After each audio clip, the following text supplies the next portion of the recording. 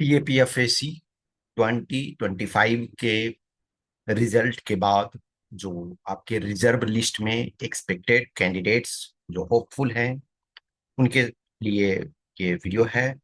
बहुत सारे बच्चे आप में से हैं, मैसेज किया था, लेकिन ऑब्वियसली मेरे पास सारे कैंडिडेट्स के डेटा नहीं है।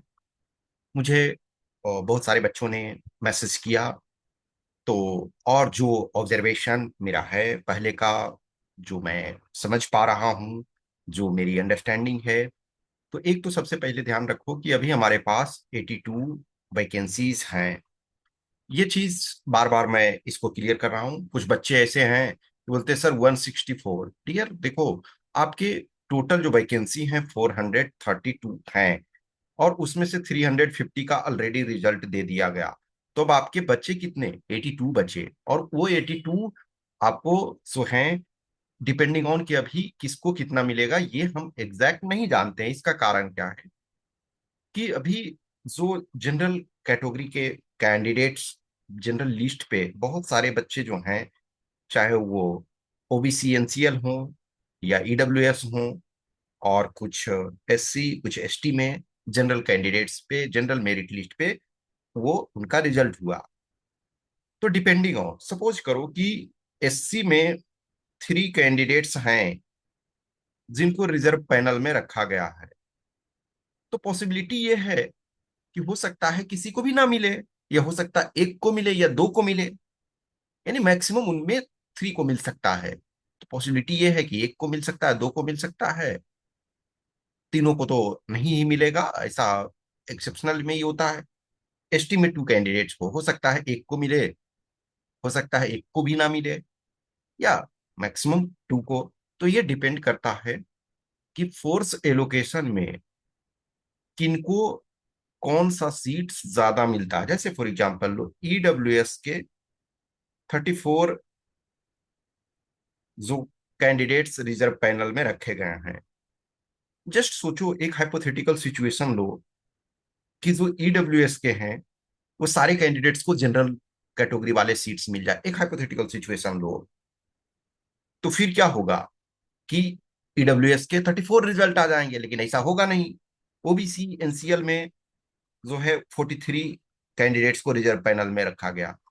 सारे कैंडिडेट्स को ओबीसी एनसीएल वाले को जनरल मेरिट लिस्ट पे मिल जाए, जनरल कैटेगरी में मिल जाए, तो ऑब्वियसली इनको मैक्सिमम। लेकिन सबको ऐसा नहीं होगा। तो सबसे ज्यादा हमारे पास जो है 82 जो है कैंडिडेट्स रखे गए हैं यूआर में, और आपका 34 ईडब्ल्यूएस और ओबीसी में आपका 43। तो देखिए, जो रिजल्ट आना है वो आपका टोटल 82 का आना है। उसी 82 में आपको 5 कैटेगरी में बटेगा, लेकिन जो लायन शेयर है वो आपका जनरल, ओबीसी एनसीएल और ईडब्ल्यूएस, ये तीनों में जाना है। यानी मान करके चलो कि 80 सीट्स या 79 सीट्स इन तीनों में से जाना है। तो यह पॉसिबिलिटी हो सकता है कि आपका 35, सपोज मैं एक ऐसे रैंडम ये लेता हूं कि, या आप कह सकते हो अप्रोक्स 35 मान के चलो कि जनरल को चला गया। सपोज करो कि जो यानी कि 26 मान के चलो, या 27 सपोज करो कि ओबीसी एनसीएल को चला गया। बाकी आपके जो रिमेनिंग बचते हैं मान के चलो 17 या समथिंग, तो वो आपका ईडब्ल्यूएस। जस्ट एक ये सोचो कि ऐसा ये हो सकता है, एक पॉसिबिलिटी, ठीक है ना। तो इसमें अब आपका क्वेश्चन बहुत सारे हैं कि हु कैन एक्सपेक्ट। देखिए, बहुत सारे बच्चों ने आपने मुझे अपना मार्क्स बताया, तो बहुत सारे बच्चे हैं जिनको मैंने बोला कि 100% आप ये मान कर चलो आपका हो रहा है। कुछ ऐसे हैं कि यस मैक्सिमम चांस है। कुछ को मैंने बोला आप बॉर्डर पे हो, एक्सपेक्ट कर सकते हो। कुछ को मैंने बोला डिफिकल्ट है। देखिए, जिनको मैंने बोला 100% है तो उनका 100% होगा। जिनको मैंने बोला मैक्सिमम चांस, तो ये है कि ऑलमोस्ट श्योर ही रहो कि हो जाएगा। जिनको बॉर्डर पे है, तो आप हो भी सकते हो नहीं भी हो सकते हो। जिनको वेरी डिफिकल्ट, तो मैक्सिमम चांस है कि आपके नहीं होने के। ठीक है, लेकिन ये हम तो कोई हमारे पास, मैं हमेशा बोलता हूँ I do not have all the data. हमारे पास ऑल कैंडिडेट्स के डेटा नहीं है। बहुत सारे कैंडिडेट्स ने डेटा शेयर किए, अपने अपने बताए। देखिए, एक तो है कि बहुत सारे कैंडिडेट्स के अपने अपने इशू होते हैं। कुछ होते हैं कि बताना चाहते हैं, कुछ होते हैं नहीं बताना चाहते हैं। तो सबको मैं किसी को मैं उतना ये पूछता भी नहीं हूँ। हाँ, मैं रिक्वेस्ट करता हूँ एज सपोज करो कि एक वीडियो में मैंने कोई कभी ये किया कि आपको बता दीजिएगा तो मेरे लिए अच्छा होगा, मेरे लिए ज्यादा अच्छा। लेकिन मैं पैसा अब सबसे पूछता नहीं चलूंगा, ठीक है ना। तो जो मेरे पास अवेलेबल इंफॉर्मेशन है, जो हमारे पास डेटा है, उसके आधार पे देखिए, अभी जैसे जनरल कैटेगरी का लो, जनरल कैटेगरी का कट ऑफ जो है 285 गया है। कुछ बच्चे ऐसे हैं जिनके 285 गया है और 285 ही है। यह एवरी टाइम, लास्ट टाइम भी देखो 311 कट ऑफ गया था मेन लिस्ट का, और 311 कई बच्चे का था। तो जिनका अभी 285 है और 285 ही उनका कट ऑफ है और उतना ही मार्क्स है, तो वो तो 100% हो ना, श्योर कि 100% श्योर हो। अब देखिए, 285 यदि मार्क्स है तो ऐसे में दो कैटेगरी के कैंडिडेट्स अवेलेबल होंगे।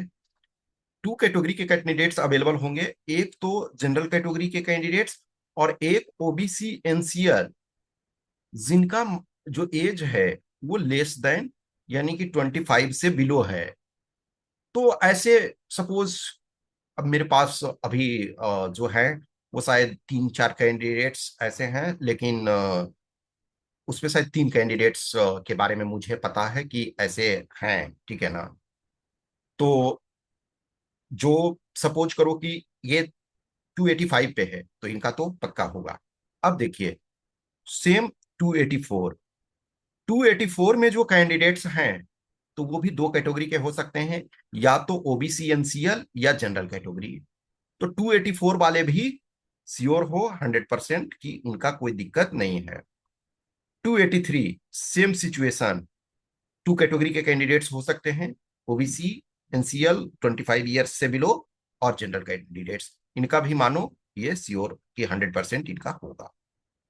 अब 282 आओ, 282 देखोगे कि ईडब्ल्यूएस का कट ऑफ गया है। अभी तक मुझे तो किसी ने मैसेज नहीं किया ईडब्ल्यूएस वाले, हो सकता है मैं ध्यान नहीं दिया होगा। अब इसमें तीसरा कैटेगरी भी ऐड हो जाते हैं कि इसके कंटेंडर जो होंगे 282 का, हो सकता है कोई ऐसा एक कैंडिडेट, दो कैंडिडेट हो सकते हैं कि ईडब्ल्यूएस में हो और उनका रिजल्ट ना हुआ हो, तो इसमें ये भी कैंडिडेट्स होंगे। तो ये भी मान करके चलो कि 282 भी जिनका है उनका जो है वो होगा। अब 281 आओ, तो 281 में भी सेम टाइप के कैंडिडेट्स, थ्री कंटेंडर, ईडब्ल्यूएस वाले, ओबीसी वाले, ओबीसी एनसीएल जिनका एज 25 से बिलो है, और जनरल। तो इस पर भी, तो ये भी मान करके चलो कि यहाँ आपका यहां तक यानी कि 285 से 281 तक है। ऑलमोस्ट ये आप 100% में ही रहो कि हमारा हो रहा है। तो जनरल कैटेगरी के कैंडिडेट्स जो भी हो, 281 तक ये मानो कि यस हमारा हो रहा। अब देखो, 280 और 279, इसमें हो कि मोस्ट प्रोबेबल आप कैंडिडेट्स में से हो कि यस मोस्ट प्रोबेबल हमारा हो सकता है। लेकिन इसमें मैं ये नहीं कहूंगा कि आपका हो ही जाएगा, लेकिन 282 तक है ये मानो ऑलमोस्ट ऑलमोस्ट श्योर है कि आप हो ही। जैसे देखो, 285 जिनका 100% श्योर हो, 284 हो 100% श्योर है, 283 हो 100% श्योर हो, फिर 282 वाले भी ऑलमोस्ट मानो 100% सी श्योर हो, 281 वाले ये मान करके चलो कि ऑलमोस्ट हमारा है कि यस हो रहा। लेकिन 280 या 279 ये आप रहो कि हाँ हमारा बनने के हाई चांस हैं। क्योंकि देखिए, जैसे जैसे आप नीचे जाते हो मोर नंबर ऑफ कैंडिडेट्स आते जाते हैं। देखिए, पहले जो ओबीसी वाले जो ये सिचुएशन होते थे, उसमें दोनों का मार्क्स सेम था कट ऑफ, यानी कि जो जनरल जो बिलो 25 थे उनका भी सेम था और एबोव, लेकिन इस बार एबोव वाला में डिफरेंस है। तो यानी कि जो जनरल कैटेगरी के कैंडिडेट्स हो, तो जिनका 281 तक है वो ये मानो कि यस हमारा हो ही रहा है, हमारा ऑलमोस्ट 100% ही है। जिनका 280 279 है, वो भी मान के चलो कि मोस्ट प्रोबेबली। उससे बिलो है, I can not say anything, ठीक है ना, मैं ये नहीं कर सकता हूं। अब लो ईडब्ल्यू एस, देखिए अब ईडब्ल्यूएस में अभी जैसे मैंने आपको बताया कि मे बी 15 16 17 कुछ भी सीट्स मिल सकते हैं। अब ये देखिए, जो आपके ईडब्ल्यूएस में किसी का 282 भी हो सकता है, 281 भी हो सकता है, 280 भी हो सकता है। तो इसको सपोज करो कि जनरल कोटे पे भी मिल सकता है। फिर आपका डिपेंडिंग ऑन है, इधर जाएंगे तो फिर आपका प्योर जो है वो जैसे जैसे नीचे चलते जाओगे तो फिर प्योर ईडब्ल्यूएस। तो इसमें भी ये मान करके चलना है कि जिनका 276 तक है, 276 तक ईडब्ल्यूएस में, वो ये मान करके चलना है कि हमारे मैक्सिमम चांसेस हैं कि हमारा हो रहा है। अब देखिए ओबीसी एनसीएल, जो कैंडिडेट्स अबव 25 हो, ठीक है ना, तो जिनका अबव 25 है उनका कट ऑफ जो है 292 है। तो 292 है, तो इसमें से आप ये मानो कि देखिए जैसे कुछ कैंडिडेट्स ने बताए थे कि यस, जैसे लेटेस्ट की 292 वाले हैं। तो जैसे एक आध कैंडिडेट ने बताया कि यस हमारा 292 ही है, कुछ ने बताया कि 291 भी है, 290 भी है। तो हर कैटेगरी के कैंडिडेट्स ने, लेकिन देखिए सबने डेटा तो बताया नहीं, कुछ कैंडिडेट्स ने बताया। तो उसके आधार पे जो है हम जो इसमें से मान करके चलते हैं कि इसमें 7 मार्क्स के आसपास आप कर दो तो 285। जिनका 285 तक है, ठीक है, 285 तक है, वो ये मान करके चलो कि हम ऑलमोस्ट श्योर हैं कि हमारा आ जाएगा। देखिए जिनका 284 है, 283 है और 282 है, ये भी होपफुल रहो। यहां तक वाले ऑलमोस्ट श्योर रहो कि हमारा वो ही जाना है। ये 3 मार्क्स जो है 284, 283, 282, इनका ये मान करके चलो कि होप हमको अच्छा रखना। अब इससे बिलो जिनका है 281, 280, 279, तो ये बहुत less less less, very less chance, ठीक है ना। हो गया तो आप बहुत लकी हो, ठीक है ना, ये वाला सिचुएशन है। तो 285 तक वाले रहो कि यस हमारा ये जो है पॉसिबिलिटी, हाई पॉसिबिलिटी है, या almost sure in the sense कह सकते हो ऑलमोस्ट श्योर, ये वाले होपफुल रहो। और इसमें लेस चांस है। अब देखिए जो एससी है, एससी में तो आपके जो 3 कैंडिडेट्स को 265 कट ऑफ गया, 3 कैंडिडेट्स का रखा गया है। तो इसमें हो सकता है एक आए, दो आए, या एक्सेप्शनल केस में एक भी ना आए, ठीक है ना। लेकिन ये मानो कि जो है वो आएंगे, ठीक है। देखो एसटी है, एसटी में एक कैंडिडेट का तो पक्का आएगा, ठीक है ना। एसटी में एक कैंडिडेट का आपका पक्का हुआ आएगा। तो उसमें भी जितना मार्क्स है आपका, जो कट ऑफ है, जैसे एसटी है तो आपका एक नंबर कम कर दो, 260 है, तो जिनका या तो 260 है या 259 है।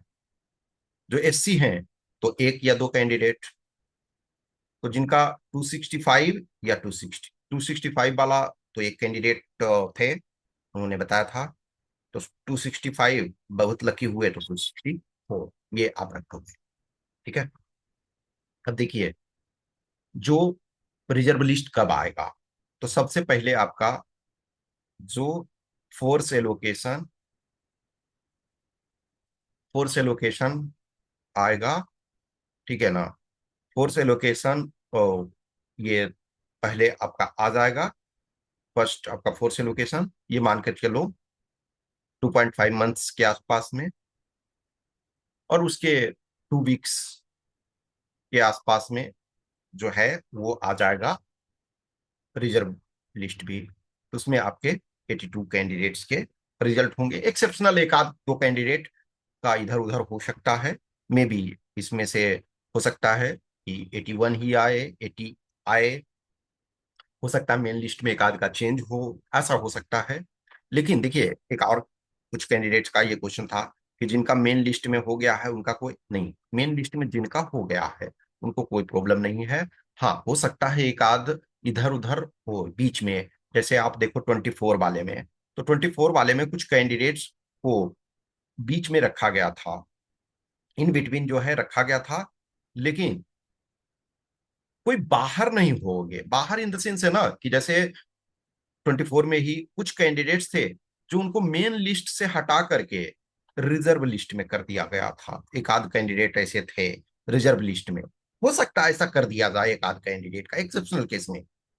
लेकिन रिजल्ट पर कोई फर्क नहीं पड़ेगा कि ऐसा नहीं है जिनका रिजल्ट हो चुका है उनका नहीं होगा, ऐसा नहीं होगा। हाँ, उनका तभी प्रॉब्लम होता है जब आपका कोई डॉक्यूमेंट मिसिंग है, यानी कि जो इलिजिबिलिटी क्राइटेरिया से रिलेटेड डॉक्यूमेंट था वो आप फुलफिल नहीं कर पा रहे हो, वो आप सबमिट नहीं कर पा रहे हो। मान के चलो कि किसी ने दिया कि यस हमारा जो ओबीसी एनसीएल में हम आते हैं, अब एक ओबीसी एनसीएल सर्टिफिकेट जो है वो उसमें प्रॉब्लम है, वो आप सही नहीं करवा पा रहे हो, वो सही नहीं दे रहे हो।